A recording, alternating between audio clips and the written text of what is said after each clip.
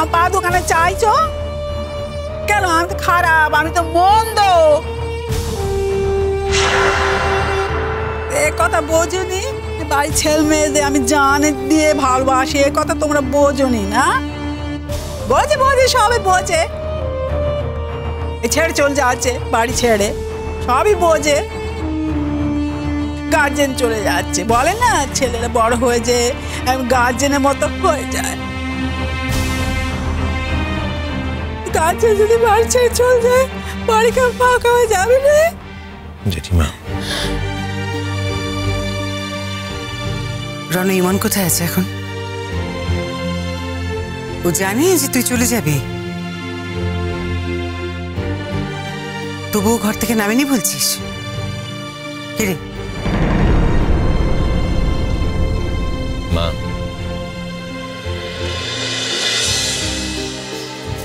থাক থাক থাক বাবা। কিরে ইমন এখনো ঘুম থেকে ওঠেনি, ও তো জানেও না। সে কি কথা? ইমন জানে না তুমি বাড়ি ছেড়ে চলে যাচ্ছ? সে কি করে হয়? মিঠু, মিঠু, এই যে চা হয়ে গেছে, এই যে আমি এক্ষুনি চা নিয়ে আসছি। তুমি যাও তো, গিয়ে ইমনকে ডেকে আনো। রণ চলে যাচ্ছে, ইমন নেই, কি হচ্ছে এটা? হ্যাঁ আমি এক্ষুনি যাচ্ছি, এক্ষুনি। রণ, জেদ করে বদলিটা নিয়েই তবে ছাড়লি বল? মেয়েটার উদ্দেশ্যটা বুঝলি না।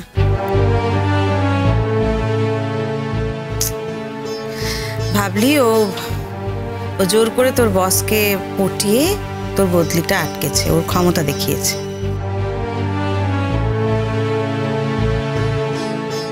ইনিশিয়ালি আমিও তাই ভেবেছিলাম কলিদি। এই নিয়ে অনেক খারাপ কথাও ওকে শুনিয়েছিলাম, জানোই তো। রেগে গেলে আমার কোনো হুঁশ থাকে না, কিন্তু এখন আমার মনে সেসব কিছু নেই।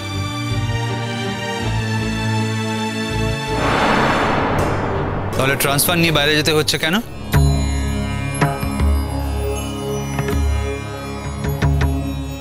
উঠে পড়েছ? আমি ভাবছিলাম তোমরা সবাই ওঠার আগে আমি বেরিয়ে যাব, কারোর সঙ্গে দেখা হবে না। কিন্তু এখন তো দেখছি তোমরা সবাই একে একে উঠে পড়েছ। এনিওয়ে, ট্রান্সফারটা তো নর্মাল ব্যাপার আমাদের কাছে। আমি সেই জায়গায় গিয়ে কাজ করতে চাই, তাই ট্রান্সফারটা নিয়েছি।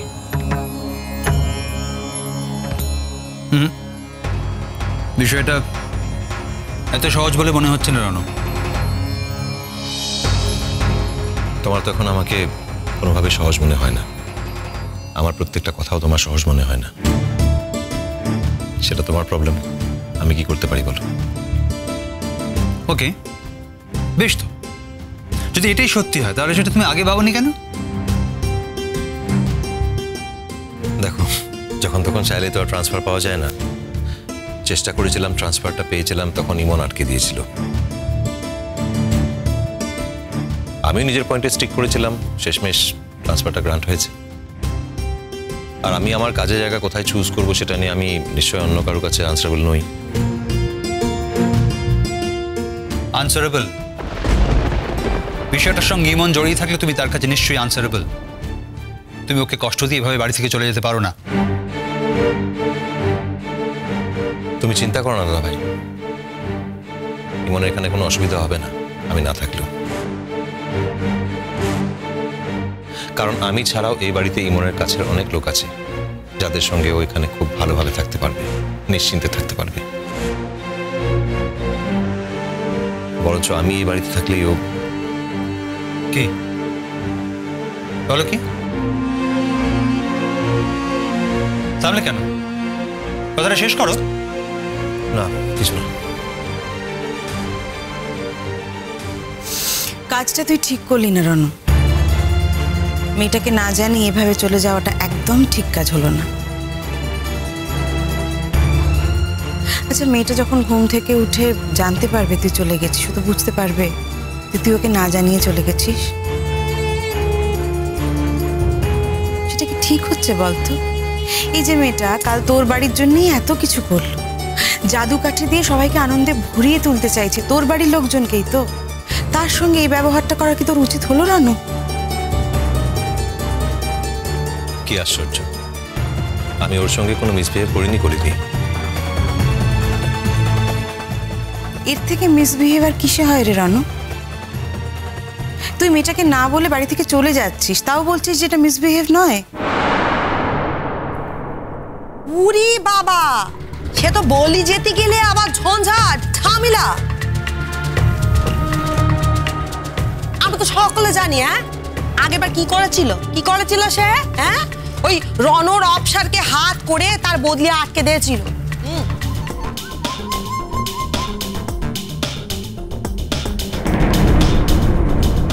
কাকিমণি, আমি যাচ্ছি নিজের কাছে, নিজের প্রয়োজনে।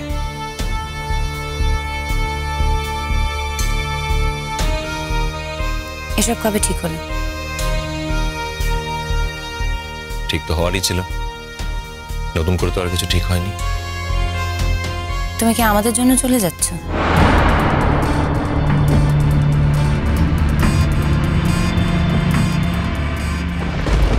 আমাদের জন্য মানে? এখানে আমরাটা কে? ঠিক বুঝলাম না। বুঝতে পারলে না? আমাদের মানে আমি আমার আর তোমার দাদা ভাইয়ের কথা বলতে চাইছি। এই যে আমরা এখন একসঙ্গে সংসার করছি এবং আমরা বেশ সুখেই সংসার করছি। তুমি তো কোনোদিন ইমনের সঙ্গে এরকম সুখে সংসার করতে পারোনি। এই পরিবারে ও যতই প্রমাণ করার চেষ্টা করুক ওর শ্বশুর শাশুড়ির ওয়েডিং অ্যানিভার্সারি পালন করে যে ও ইনএভিটেবল, ও সকলের সুখের জন্য দায়ী, আসলে তো সেটা সত্যি নয়। অন্তত আসল মানুষটাকে যে ও সুখে রাখতে পারেনি সেটা তোমার থেকে বেশি ভালো কেউ জানে না রণ। তোমার আর ইমনের বনিবনা হচ্ছে না, অথচ আজ তোমাদের কিন্তু বনিবনা না হওয়ার কোনো কারণ নেই।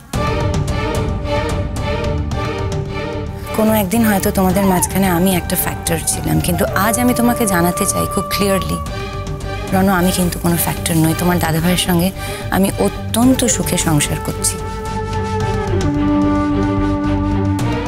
আমি ভালো আছি, রাদার আমরা ভালো আছি। আমাদের এই ভালো থাকার রিয়াকশন হচ্ছে না তো কোনো রকম ভাবে তোমার মধ্যে? সেই জন্য তুমি চলে যেতে বাধ্য হচ্ছ না তো রণ? আমি জানি রূপকথা, তুমি বরাবরই একটু বেশি অ্যানালিসিস করো, আর তোমার ম্যাক্সিমাম অ্যানালিসিস কল্পনার উপরে ভর করে হয়। তাই তোমার কোনো অ্যানালিসিসে জীবনে দাঁড়ায়নি। যেমন আজও দাঁড়ালো না, আজও ভুল করলে। হ্যাঁ, ইমনের সঙ্গে আমার ডিফারেন্স অফ ওপিনিয়ন থাকতে পারে। আমি ইমনকে শাসন করি, ইমনের উপর রাগ করি, কখনো ইমনকে ভুল বুঝি, ইমনও কখনো আমাকে ভুল বুঝে।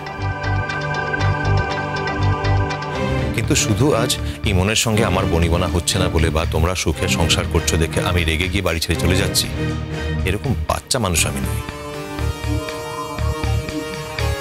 তাই বলছি, আর যাই করো না কেন আমাকে এতটা আন্ডার এস্টিমেট করো না।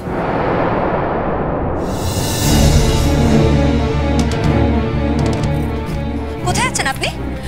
আরে বাবা, আমি তো কিছুই জানি না, আমরা কেউই তো কিচ্ছুই জানি না। সকালবেলা ঘুম থেকে উঠে দেখছি বদ্দা ভাই ব্যাগপত্র গুছিয়ে চলুম বলে রওনা দিচ্ছে।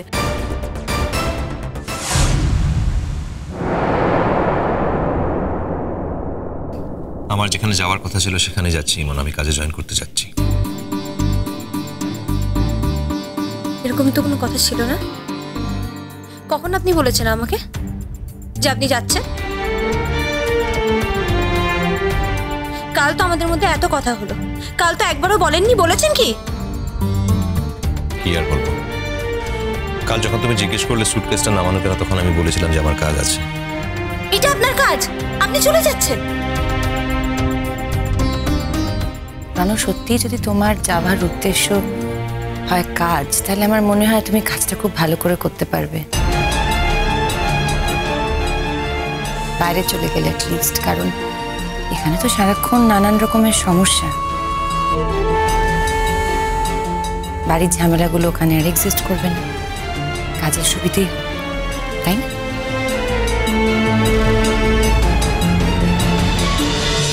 কুসুম দোলা কুসুম